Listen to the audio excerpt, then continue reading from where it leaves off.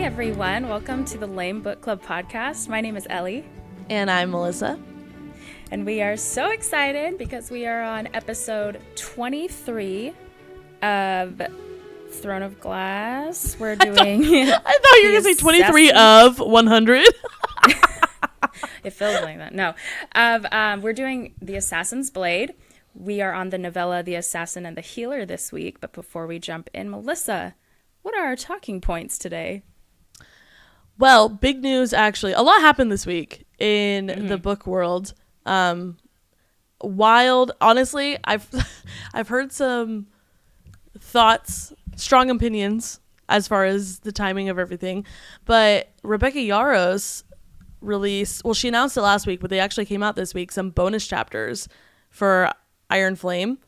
And have you read I them signed yet? up for the, well, no. So here's why. I signed up for the newsletter. I got them. But then I looked at it and it's like, I just assumed it would have been at the end of the book, but they're like in the middle. It's like in between chapter 9 and chapter 11 or something. So I was just really confused when I was looking at it, just like initially. I say I'm really confused, if it's not that confusing, please understand that I gave this about 5 seconds before I decided not to open my Kindle and jump back to that part in the book. But I would have if it was just like picked up right where it left off, because I've signed up for bonus episodes from authors before, and it's the end of the book. So I mean, she has the creative freedom to do whatever she wants, but I just assumed it would have been the end. Since it wasn't, I didn't read them. Well, I was gonna bluff and be like, you didn't read them? Oh, they were so good. They changed my entire perspective. But then my reaction to you saying they were in the middle gave it away. So that is surprising. I'm shocked. I've never seen How unfortunate that you can't lie now about this. So wait, why did people have opinions? Oh, yes, sorry. I forgot. It's because they're like, oh, how convenient that she decided to drop these bonus chapters like days before Sarah J. Maas releases the third book in a series. And I was like, I don't know. I just want to believe that wasn't as calculated as it seems, because it's not like she did it on the same day. It was like the week before. I don't know. To me, that felt like a stretch, but people were talking about it online. So that's that about that. We must report what the people say. I'm sorry. Even if I don't like it, it's what the people want. Excuse me. And then also, Sarah J. Maas released the prologue in chapter 1, I believe, of the new Crescent City. Yeah. Which I also have not read, but that's on purpose because I haven't read Crescent City yet, so I don't want to ruin anything for myself. I'm about a quarter of the way through Crescent City, and I know if you're listening and you're like, I thought you started that weeks ago. Look. In fact, she did. I'm doing my best. Here's the Here's a perfect example of the difference between Ellie and I. Ellie started Crescent City. I mean, I'll give you some credit though. Those are huge books. They are, and I am trying. But you're maybe a quarter of the way through. I also know that that's probably not true, since you sent me a picture of what you felt like 5 chapters were. No, that was last week. Now I'm on chapter 20, and it's about a quarter inch. I'm telling you. Maybe probably even more. I would say a half inch. I dare. I believe you. So you're that much through Crescent City. The last time we were recorded, which was exactly 1 week ago today, I was in the middle of the 3rd novella on Assassin's Blade, and now I am halfway through Crown of Midnight. So that's just insane. It's just the difference between you and I. You and I. You and I. Ooh, nice. Thanks. Okay, so let's just talk a little weekly recap as well. Yeah. Let's start with me, if I may. Please Number do. 1, I have talked to Melissa about this is not book related. This is just a little Ellie bit. How to get rid of fine lines, right? And Melissa was just like, you have to do Botox. That's it. And I'm like, surely that's the only way.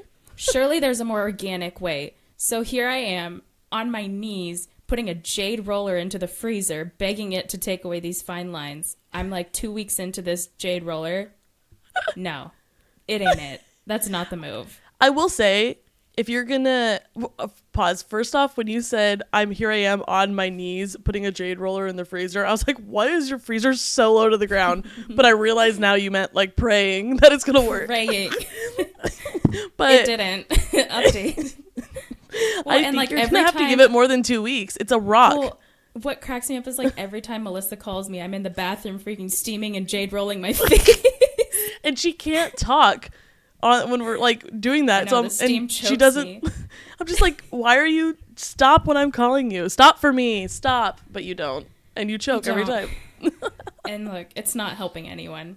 So that's number 1 out of my week. Number 2, why I haven't read so much is because, well, actually, okay, if you count audiobooks as reading, I'm 2 books in right now in 1 week. So you and I are on the same track, kind of. 1, I read Hooked, which is fantasy. It's so spicy. And there was no rating on that. So just like if you want to read Hooked, just know going in, wowza. Number 2, laughing because you're reading it while you're working and you're texting me all these things about it. And I just can picture you in your little office by yourself. I mean, granted, you have headphones in, so it's not like anyone could hear it if they walked in. But pushing the numbers, doing the account, doing the books. Meanwhile, losing, like, your headphones are just incredibly explicit. I'd also like to mention, I normally do not DNF a book, and I was so close with this one just because, like, honestly, the spice is okay, but I'm not really in it for that. I'm there for the storyline, and that storyline was hot garbage. And I rarely am mean to books, but that was so bad. So I gave it a 1 star on Goodreads. My only 1 star ever. It was deserved. I've given a 1 star. To but what? I don't want to bring this up again. I've talked about it before. Okay. It was the Queen of I can't. Oh, the J. Queen, Gilded Queen or whatever. I can't. Yeah, it's the 4th book in the From Blood and Ash series. Queen something. But it's fair. It's fair. We'll get there one day. So where was I? I was also the Jade Roller Cut Garden. Yes. Yeah. I'm doing you a haven't Cut brought Garden that up this yet. year, so I was studying, and here's where it all went wrong. So I'm super excited. I've got all these flowers in the cart. I was on like a wait list to see when this girl's site goes live. I buy all my flowers. I'm so pumped. I love these flowers called foxglove. They look like little bells, like the fairy bells that you would see. Oh, the yeah. flowers. Like so Tinkerbell. cute, so beautiful. Yeah, exactly. I was so excited. I bought 2 packs of these, $10 whole. I go online, so I'm studying how to do all these flowers because I would argue gardening is not a talent, but just knowledge. And I have 0 of it. So I'm educating myself. That's why I haven't read as much this past week. But You've read the internet. And I'm like, yeah, I was like, how to grow foxglove from seed. Every video starts out with, hey, I just would like everyone to know these plants are incredibly toxic. Even if you ingest it, you could have severe symptoms and it could lead to death. What? Yeah. Why are the seeds allowed to be sold? That's what I thought. So, and they're everywhere. Foxglove is all over the United States. So I was shocked. I guess eating any part of it is like near certain death. And don't come at me. I'm just saying what the internet says. I don't know. But don't come at me. The plant is used for current day like heart medicines because it causes your heart to like pump harder. And so if you eat it, straight up heart attack. It's just a mess. Like many animals have eaten it and died. Children, they're like, keep everything away from this plant. If you're going to grow it in your garden, be very responsible. So I'm not going to grow it. $10 down the drain. I'm too nervous. Understood. Who knows? Somehow Wait, I might pause. accidentally So eat foxglove. If you eat one and you said it's immediate heart attack, how the heck does how does it work in heart medicine? Is it just like in small doses or something? I have no idea. Wow. I'm sure they don't just do just the flower. I don't think I have once certain death, but I don't know. I don't think I have once ended this little segment on our episode with more questions than answers, but here I am. Foxglove. Oh. How susceptible am I? Where is this? Good news is it probably doesn't grow near me because I live in the desert. So I will say, I would go back and like research more answers for you, but I just won't. And I'm going to leave all of you hanging with, don't eat that. But I just That's the end of that segment. But I've spent too much time already, and you're going to have to figure it out on your own. Yeah. okay, I don't usually talk about my week too much because I can hardly ever remember what happens, but I have something to say this week. I went to the dentist this week. Oh my gosh. For the first time in an undisclosed amount of time. I don't disclose the amount. No, I'm not putting myself on blast. No. Let's just say I haven't been since I got my wisdom teeth out, but you're going to have to scroll through my Instagram to figure out when that was. So it's been a little bit of time. I was nervous to go because I'm looking at I was like 1,000,000% positive I had at least 3 or 4 cavities, even though my teeth don't hurt. And I was nervous because, I don't know, I was just scared. I was like, this isn't going to be fun, but I have to put on my adult pants and take care of my mouth. So I go. The place is lovely. Oh my goodness. Dental hygienist, 10 out of 10. What did you expect?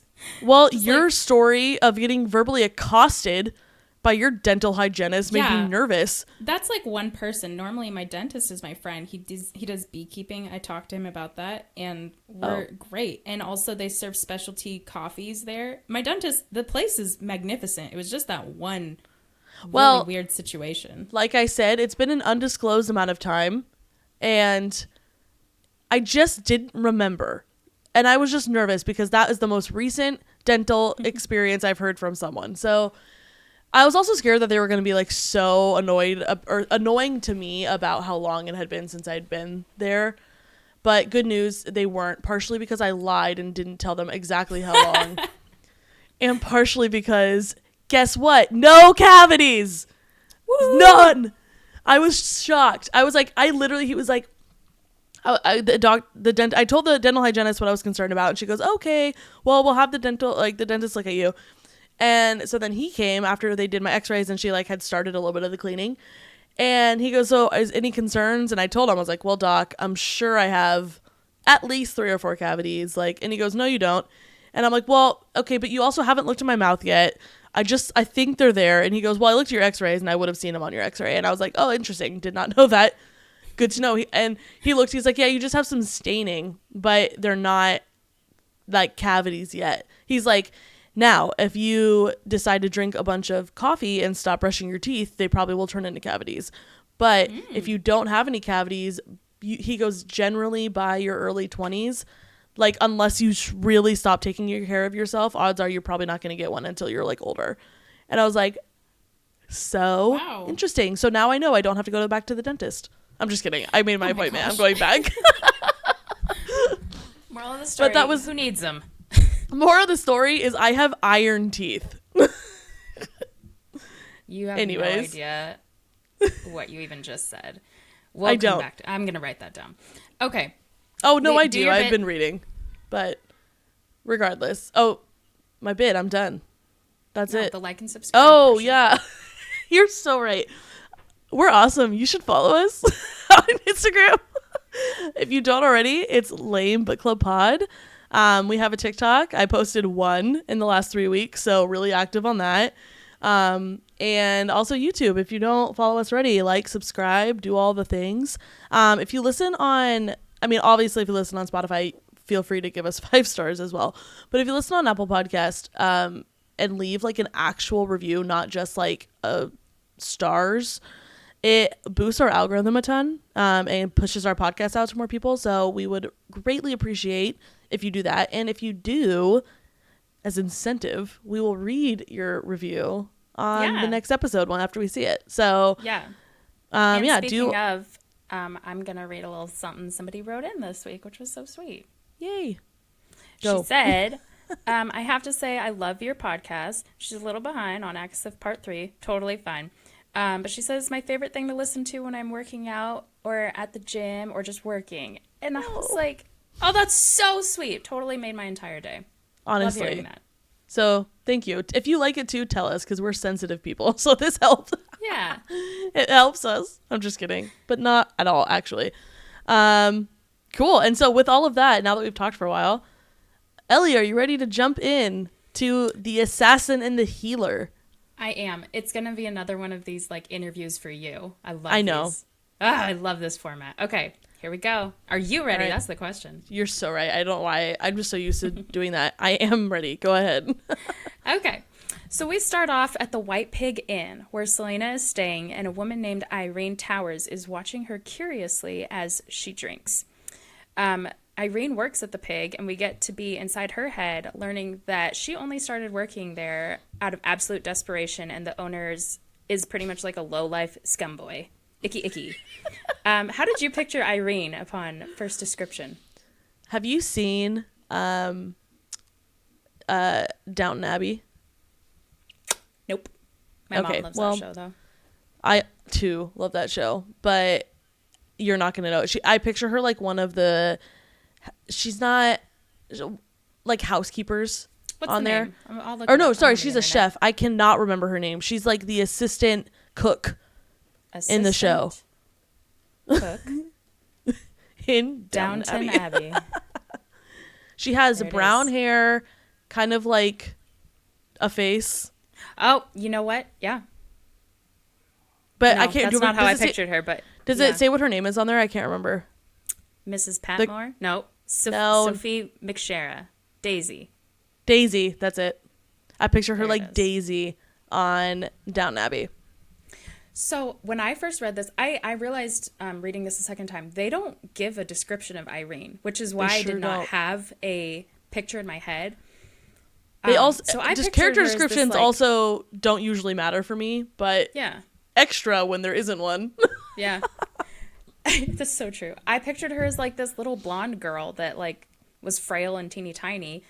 Upon reading further, and now she is a spitting image in my head, clear as day, of the girl that plays Khaleesi's like right-hand woman. I think her name's Melisande. Oh, Melisande or whatever. Yeah. Yeah. That's what she looks like? That's what she looks like. Why they isn't describe her a there... little more later. I don't know. Wait, later, like in a different book? Or... Mm-hmm. Okay. Interesting. Yeah. Yeah. Okay, so, well, actually, I'm glad you brought that up because I had thoughts I wanted to talk about at the end with this whole novella. So let's put a pin in that and come back to it. Pin. So the inn is level 10 ick, complete with gropers and drunks and stink. Have you ever stayed somewhere that you felt was like absolutely disgusting, horrible trash? I can't believe you wrote and stink. Mostly because my 3.5-year-old, if something smells bad, she goes, ugh, something smells stink. So that's just like what I say now. Yeah. And it made me laugh. As far as staying somewhere icky, I don't think I've ever like slept anywhere where I felt like it was icky, but I've certainly been like to people's homes that should have been on hoarders and stuff like that, but like never like overnight or anything. So yes and no. I got mad obsessed with hoarders at one point in my life, to the point where like we were in Hawaii, my husband and I, and we stayed in an entire day watching hoarders rather than being on the beach in paradise, because that show is so crazy. But it's wild. Yeah, once my mom like booked a hotel near my college just to come visit, and it was like the cheapest option, but near our college is not very safe if you go down one side of the road, and that's where it was. And so we go, and the door didn't lock. There were stains all over the carpets and floor. Like it wouldn't even close. It would like, please tell me you didn't actually stay. Well, so she was like, I'm sure it's fine for just like one night, and it was this like surfaces were sticky. It was truly so gross, and I was like, we're not staying here. So she slept on the floor of my dorm room. Oh, I would much rather have done also that. slept because my sister slept on the bed because she had like a bad back that week or something like that. But it was a mess. It was a hot mess. So, oh my goodness. Yeah. Anyways, so I relate to the White Pig Inn, I guess. So I have As been do you. to the White Pig. So Celeana is forced on this journey to the Red Desert as a form of punishment from Erben for freeing the slaves he was trying to purchase. She's waiting for a ship to take her the rest of the way, and she ended up stopping in Inish, which is where the White Pig Inn is. In addition to this laborious journey, we find out that Celeana was also viciously beaten by Erben the day she returned from Skulls Bay. That break your heart? Yes. I was like, oh my, because like they talk about how her face is still like healing from like, well, it's like green and yellow, like it's like healing from the bruises still. And I mean, violence I was about to say I hate violence against anyone when she's literally an assassin. But I get like specifically violence against women, especially in a situation where she's 16, maybe 17 at this point, and he is her father figure, and he just wallops her. Like, I understand. Wallops her. Like, I don't know. I mean, I understand him being upset. Don't get me wrong. Like, he lost an undisclosed but large amount of money. But to just, like, I don't know. Triggered a little. Yeah. I don't even know if I'm gonna bring it up. I am. When you said wallops, it reminds me, there's this guy on Instagram named, I think his name's like Italian Batch, that's his handle. Yes! Oh my gosh, when he's like, you wallops, you lady, get. I always die laughing at him. He's like his my favorite videos are person so on funny. Instagram right now. Yeah. Honestly, he's up there for me too. He's just so like, I like all the videos. I'm like, I would have literally never thought to make this video. He's got these but bits so where well it's done, like sir. hamsters and how they always have to have these elaborate deaths. And he's just like, I need to go under the fridge. And the girl's like, why? He's like, I need to go under there. That's where I have to die. It is my destiny. And he's like, as a human trying to like crawl under the fridge. And he looks up, he's like, I'm going to need you to thumb me in there. I need to die. I lost it. Oh man, it's so stupid. If So that's dumb. not your humor, I apologize because you don't see the world the way I do. Like, It is brighter on this side. it sure is. Okay, so back to this. Some of the men in the tavern are watching Celeana, and she describes how she's dressed from head to toe in wealth, including a ruby brooch that she received from Yrene on her birthday. She's begging them to try something with her outfit. Like, she did it intentionally. Could you like show up dressed where you know that someone wants to like take you rob you or whatever? Because I personally dress down for even Walmart. I just can't. I get nervous. No, I agree. I wouldn't, but I think that's because my mindset would never be, I'm looking for trouble. Yeah. Like totally. Celeana is capable and an assassin. I am just a girl. Yeah. So I would not be looking for that kind of attention. So no. That for like, that air reason. about her though draws me to her character so much. Oh, 100%. Because I would never. I like lay low. I keep my head down. But the fact that she's like, try something, because she knows she's so confident in her ability and her skills, I love it. Yeah. No, it's fun to read for sure, but it wouldn't be I don't relate in that way, but I very much love reading about her and I love the character. Yeah, absolutely. So then we also learn that Celeana doesn't know what happened to Sam after that vicious beating that she got. But she's thinking about the possibility of starting her own Assassin's Guild, just kind of like speaking it into the wind. We're back in Irene's head after that, and she's just a kind person. She thinks about warning Celeana about the men eyeing her at the tavern, but refrains out of fear of Nolan, who is the owner of the pig. And he's, again, just like a really scummy person. She's very intimidated by him. What did you say? The icky scum boy. The icky scum boy, yes. That is Nolan. Anyone named Nolan in all of these fantasy books? I was just about to say, I recognize that no one has like ownership over a name, but these authors need to get together and pick who gets to have the names in their series. Like, no, babies. you can't both have steal Nolan. the names. Yeah. I realize that again they're probably not friends, but to us there's only a handful of big named authors. And so they need to act as if they're BFFs and the same rules apply. You can't name your kid or characters in your book the same as other characters in the other book of your friends. So Nolan, Sarah J. Maas has ownership because these books came out first. Rebecca Yarros, I'm so sorry. You're going to have to change his name in your books. Moving forward, respectfully. Respectfully.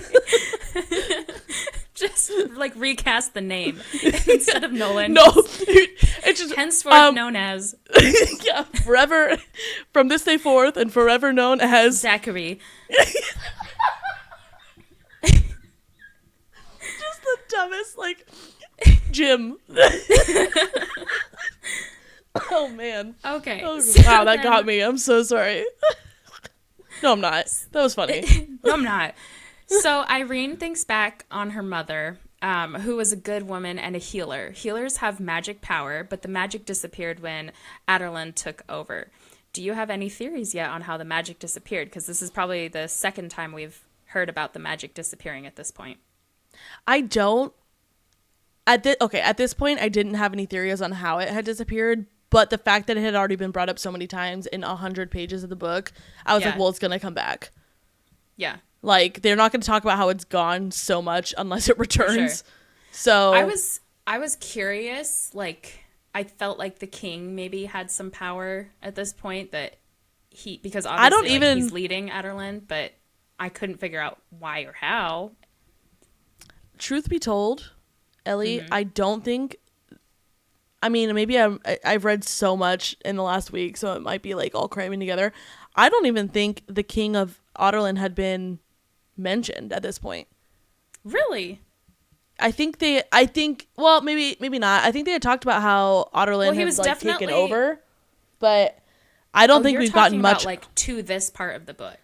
Yeah, 100%. Where you're at in reading. Oh my, where I'm at. Well, because I was like, they definitely bring that up like chapter 1 of Throne of Glass. But I know a lot about what's happening with the king at this point in Crown of Midnight. I'm talking at this point in the novella. I don't think it's true. Other than maybe like an offhanded comment about how Otterland's taken over under the king's rule. Yeah. Like, I don't think much has been mentioned if I remember correctly. But well, and again, so I think all that to say is I forget that because I read Throne of Glass first, so I'm thinking, oh yeah, that makes sense. But anyways, okay. That's true. So no notes yet. No notes is what we're saying. Yeah. Irene's mother was burned for her magic and then killed, which was devastating.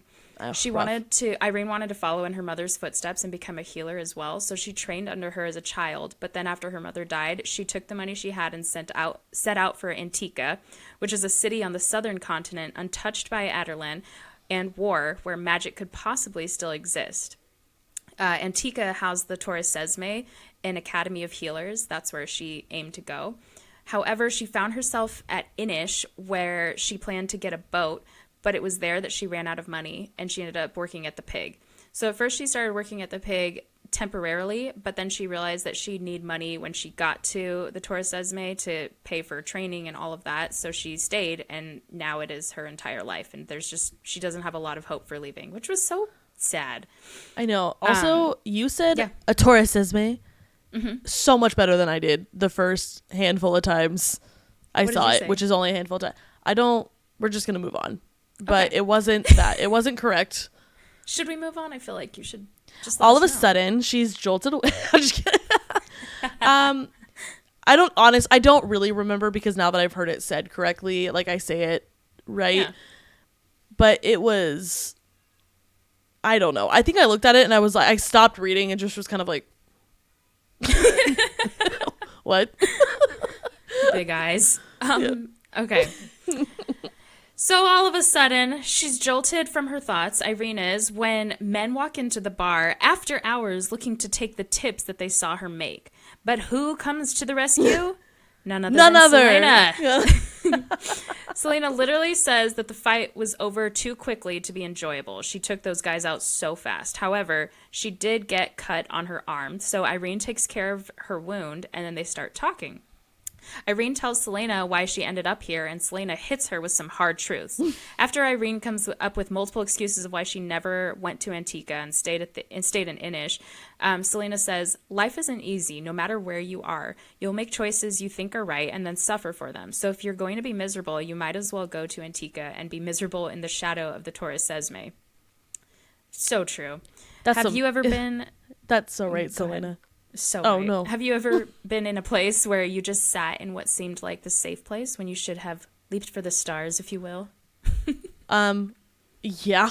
Oh, sorry, I don't know why I don't even feel ill, but I feel like I've been coughing a little bit. Yeah, it's so much easier to stay where you're comfy and cozy than to reach out.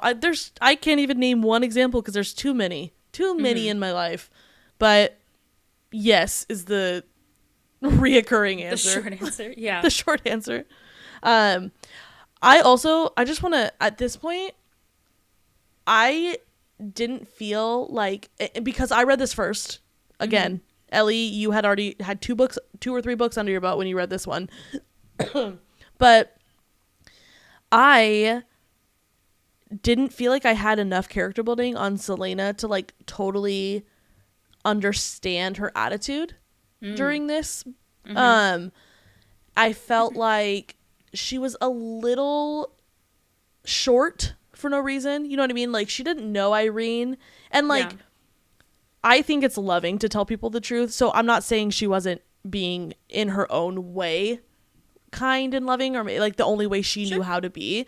But it did come off a little bit like, ugh, why aren't you doing better? And I'm just like, whoa, Celeana, you've known this girl for all of 10 minutes and she's helping you in those first 10 minutes. So maybe we take a couple steps back and deliver the same message with some empathy. Yeah. As my favorite line in the Nickelodeon series Drake and Josh goes, whoa, just take it easy, man. Take it easy, man. I love it. But honestly, it was, to me, this was, whoa, take it easy, man, to the T. Like, this she did come on strong. But that's just because I hardly knew anything about Celeana at this point, too. You know what I kind of gathered from this, though? And this, like, really, you don't get this from the other books, but here I felt like you do. Celeana is a girl's girl. And from the rest of their conversation, we'll get more into it. I really took from this, like, she is in it to protect, like, other females and to make 100%. Sure they know what's up, and she's there to, like, better them. The guys in her life, you know, she loves on them too. Like, they're her friends, but like, she didn't even know Irene. She was like, you need to do this for your life. We'll get into more of like the self-defense in a second, but like, you need to do this, then you need to teach others. She's very in it to, like, that's so true, help other women. So I liked that side of her too. I like that side of her too. I just think it would, well, I guess I don't know how effective or ineffective it was, but I feel like if this was real life and not a book, it would have been received much better had her demeanor been a little bit more, a little less crass, a little bit more, I don't know, empathetic. I said that already, but even maybe coming, because at this point she had just, like, again, hard truths, I think they should be said. I'm not saying she shouldn't have told her what she did, but she just learned that Irene's life sucks. Yeah. And she's been through some things. So I feel like a kick while she's down. Yeah. Yeah, just a little bit. So it's not like she didn't know anything about her, and it's not like, oh, I'm sorry, I didn't understand where you came from. Let me rephrase this. Like, she knew where she was coming from at this point, and still chose to say her words the way that she did. Yeah, but again, absolutely. I mean, like, on a scale of irritation for this, for me, it was like a 3 out of 10. Like, it was more just like, But I think what was said was needed. Oh, sweetie. Yeah. Yeah. Okay, so Celeana also encourages her to just steal the money that she needs to go to Antigua, since no one here is any better in Inish. Have you ever stolen anything in your life? Yeah, I don't even really know if it's stealing, because I think they would have just given it to me if I asked. But you know those, like, miniature ketchups, the glass ketchups at, like, diners? Yeah. I take at least 4 of those with me every time, just because I think they're so funny. They're just little. Well, maybe okay. Maybe they wouldn't have given me 4. Still? When you I don't usually have adult frequent money, diners. I don't frequent diners anymore. But also, yeah, I mean, I have adult money, but where do you when's the last time you've seen one of those anywhere? I can't remember a time. Exactly. So they have to be stolen when you do. Bet you, though, they're on Amazon. Have you checked? No, because I don't really care that much. Interesting. It's more of a for the sake of the thrill. The thrill. I live for the thrill. You have mini ketchup bottles in your pockets. I think I've taken, like, a cup. You're gonna know exactly what I'm talking about when I describe this to you. You're like a kleptomaniac. Relax. Wait till you hear what I'm gonna say. Okay.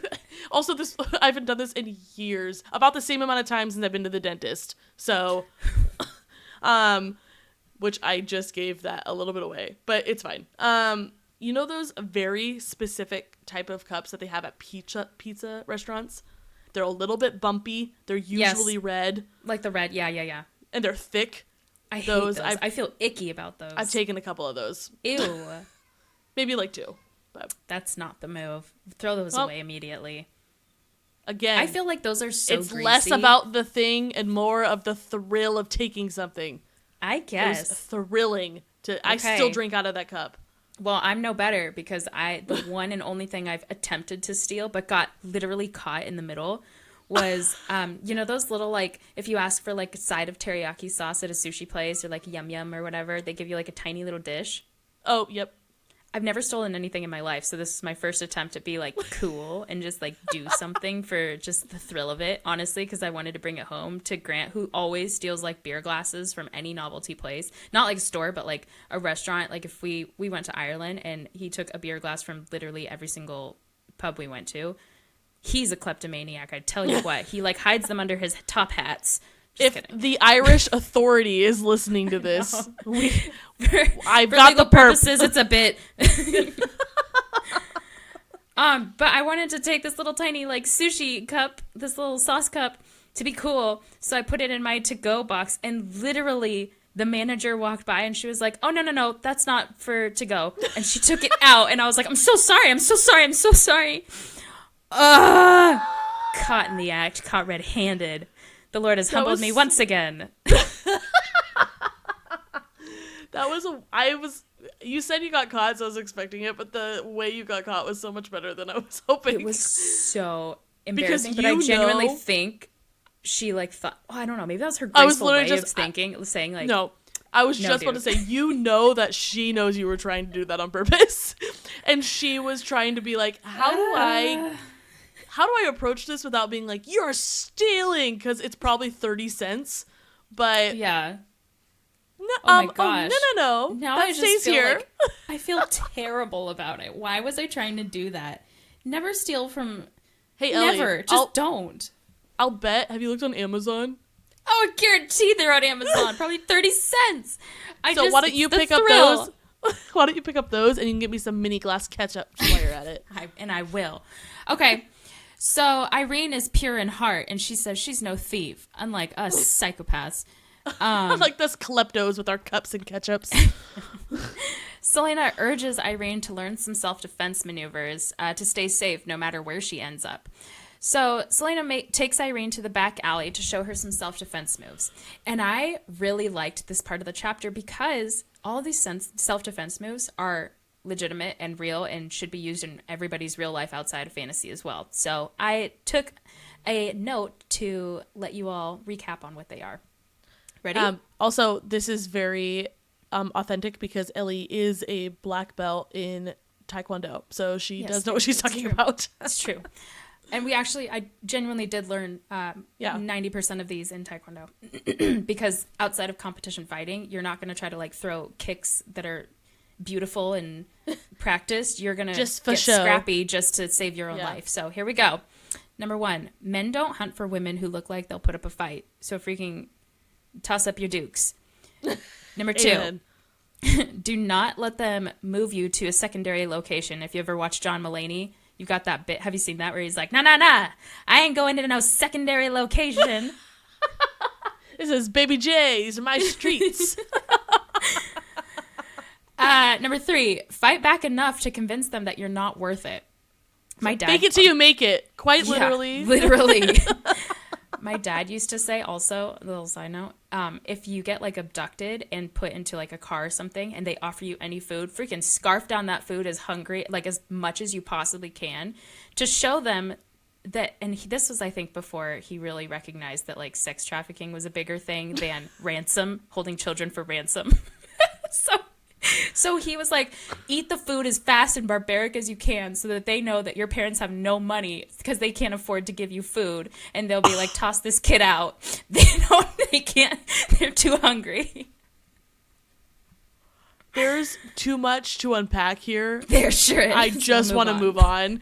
It is getting dark real quick. I so agree. And I prefer to go back to the fake land of... Okay. Number I don't know, 5 maybe. Scream about a fire, not rape or theft or something cowards would hide from, which is so true. Oh, so true. Okay. People will come running to be the hero in a fire. Nobody's like really attacking you in a fire, but people will not come running if they think they have to put up a fight or put in any effort, typically. Which, honestly, that's so sad. Like, can I just say, that is pathetic. We as a society need to be better. Yeah, absolutely. And then the like domino effect, like if one person runs to help, other people will be like, oh, someone else says I will. But if nobody goes, then people will kind of copy the patterns of people around them and not go. I know, it's crazy. Number 6, I think, shove the thumbs. If you're in this self-defense mode, shove your thumbs into the corner of someone's eyes, hook your thumbs behind their eyeballs and scoop out. Yeah. You got to do it. Survival. You have to do it. I just don't know. You do know. I'd be like, ew,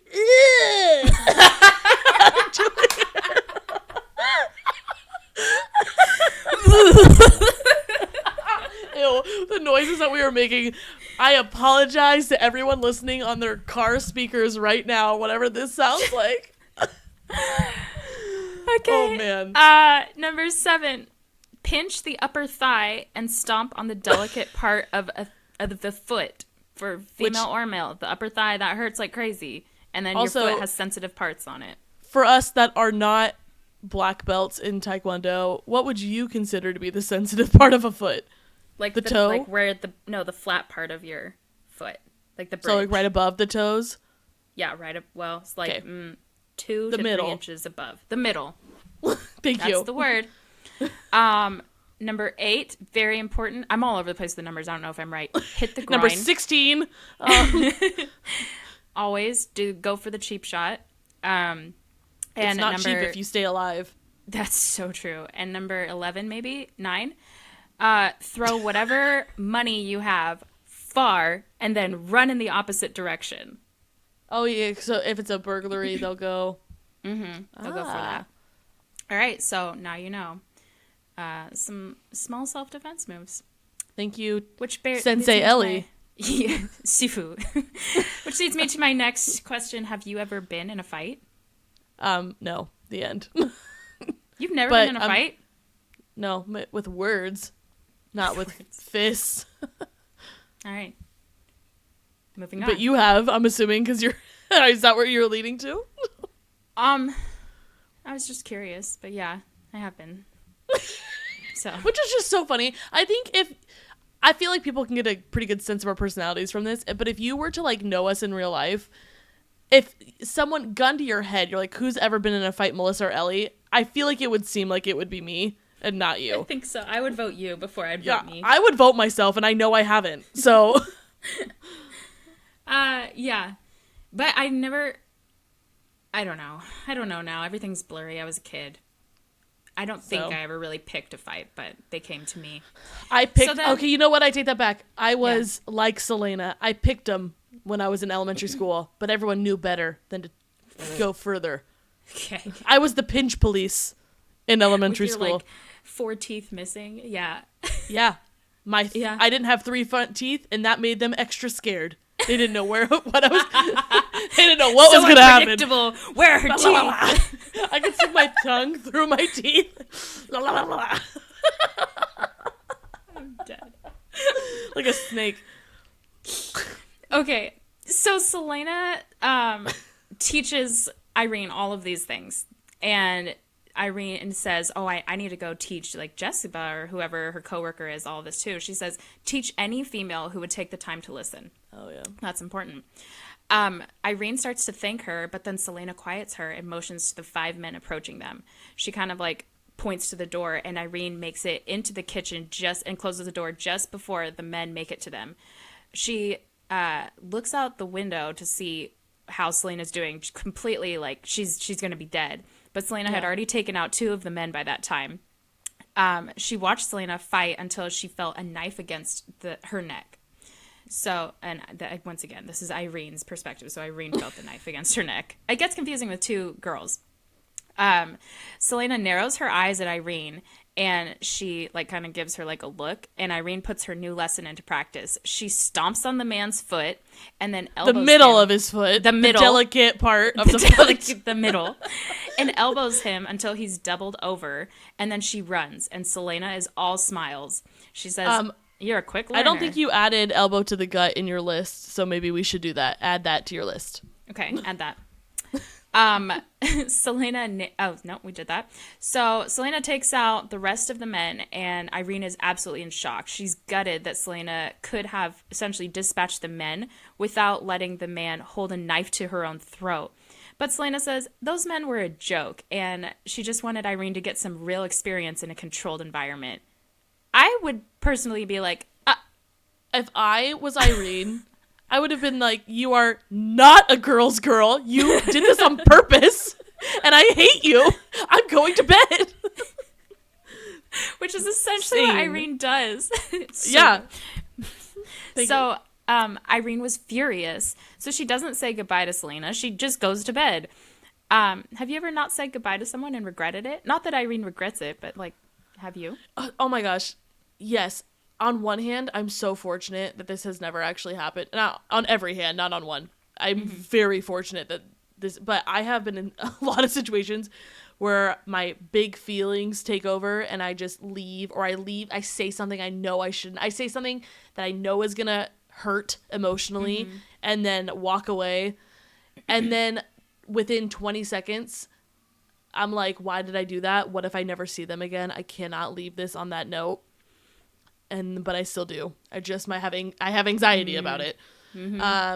And fortunately I have always been able to recover, but still. Yeah. Yeah, that's crazy. I don't think crazy. That's so nuts.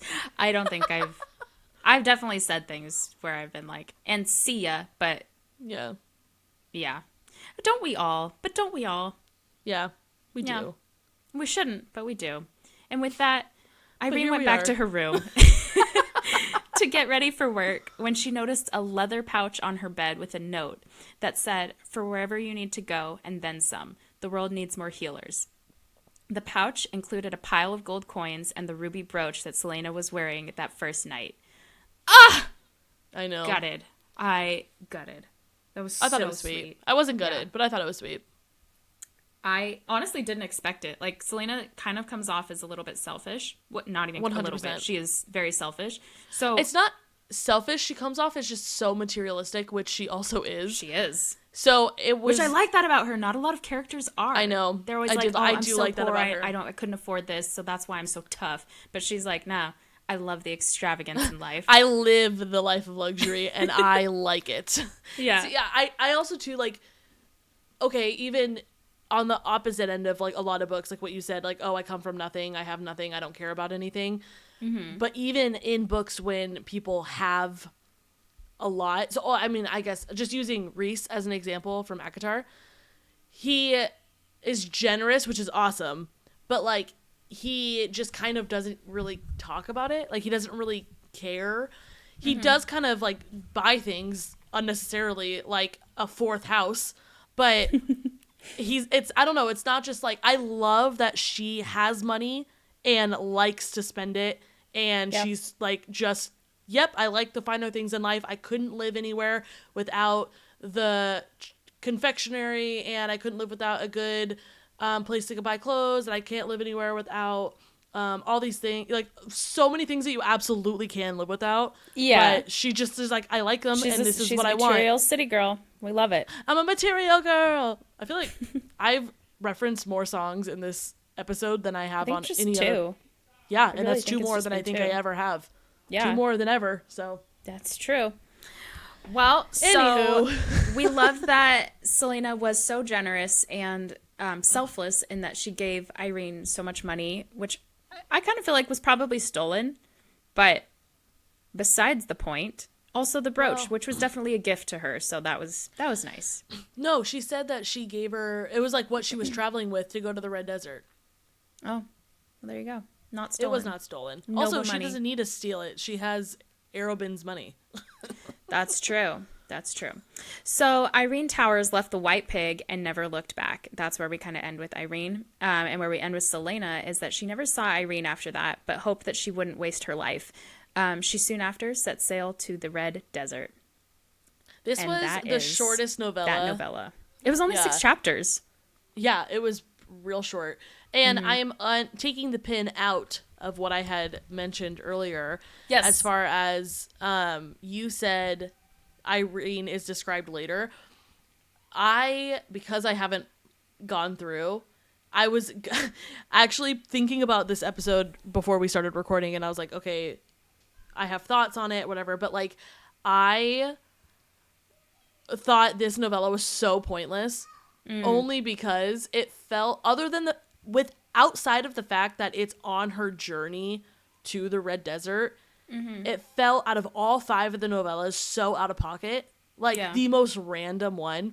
And I was like, obviously I can't speak to this, but unless Irene ends up coming back later, which I had accepted that she was going to, because Sarah J. Maas doesn't do anything without it being for a reason. So I assumed Irene would come back. She just hasn't yet at the point where I'm at in the series. Yeah. It seems so... this was my least favorite novella out of all 5 of them. And honestly, even knowing that she comes back, I still stand on that hill that it's my least favorite out of all 5 of them. But I also think that had to do... There's a lot of pros and cons with having read Assassin's Blade first instead of Throne of Glass. But I think this is part of the reason why it's my least favorite is because I read it first. Like, I had very little background on Celeana and who she is. Like you said, she's a girl's girl. I mean, I guess I could have taken the fact that she tried to help a girl as the fact that she's a girl's girl, but I didn't have the background that I now have of, she really is a girl's girl, because she actually mostly hangs out with guys. Yeah, that's true. And so I didn't even think about that. I was like, there are some things that I think would have benefited from reading Throne of Glass and Crown of Midnight and whatever first. But I'll go more into this later when we start like really diving into Throne of Glass.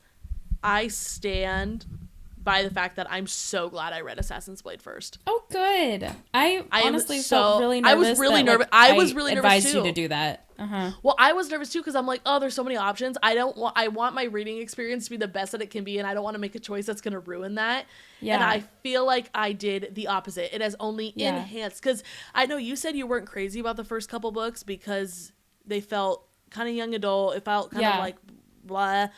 But I disagree. I'm so into them because I feel like I have the background on her. Do you think you would have been like me had you not read that and read these books? No, I still think I would have liked them. I think I would have liked them more than you, but I really, really like them because there's a lot of, and I don't want to say anything until we start getting into Throne of Glass, but like there's a lot of subtle like one-liners that if I hadn't read Assassin's Blade, I'd be like, oh, that's cool. But because I read Assassin's Blade, I'm like, ugh!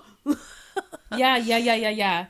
Totally. So, and that's why I think I probably would have liked to read Assassin's Blade first, because you read all those I don't know. The reveal is there either way. Like, it is. You either it's whether know you, it and then you either have it right away or it. you wait. I think I just get nervous. I forget a lot of like small things, which is why when big reveals happen, I'm like, oh, I forgot that happened. Wow, what a great reveal. And I don't see it coming. But because it was like fresh, I had just read it and I already knew the background, I picked up on all the little things. And I think for myself, I would have missed some of them.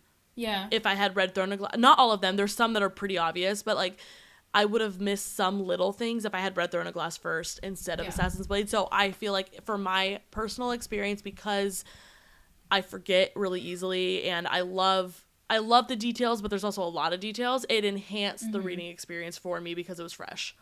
Yeah.